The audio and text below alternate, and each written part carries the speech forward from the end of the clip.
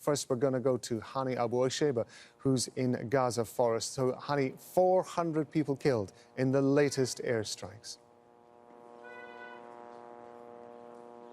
Yes, Tom, what we are seeing is a non-stop of airstrikes campaign across the Gaza Strip.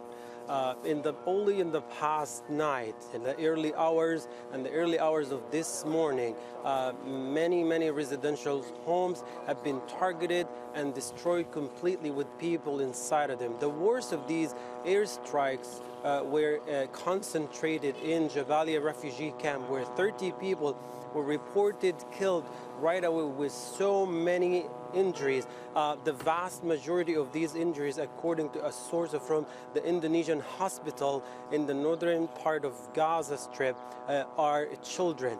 5 more residential homes in the city of Rafah were completely destroyed by massive airstrikes, and a source from the Civil Defense Department in Rafah said so far there are 50 people are killed at the early hours of this morning, but with many people under the rubble, the number is likely to increase to 100.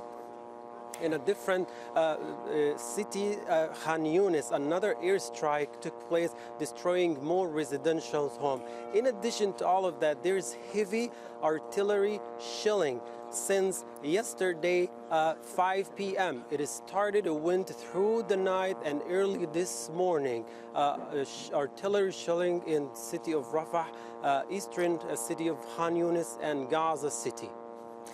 Hani, over the last day or so, we've of course been talking about the aid that has been making its way into Gaza in limited amounts. What signs are there that the aid is getting to Palestinians in the Gaza Strip who need it? Well, Tom, unfortunately, the amount of aid allowed into the Gaza Strip is so little compared to the dire needs of the Palestinian people in the Gaza Strip. We're talking about medical supplies and food supplies compared to the amounts, the regular amounts Palestinians in Gaza used to receive in times of no war or no active conflict. We're talking about 500 trucks of daily needs compared to 20 trucks in time of war and complete destruction everywhere. Is just a drop in the ocean of what Palestinian needs here. The worst of these areas that are affected the most is hospitals. Hospitals lack serious medical supplies, and we know in some hospitals doctors are reaching to the corner shops for vinegar just because of lack of antiseptic to treat pseudomonas, a bacterial infection.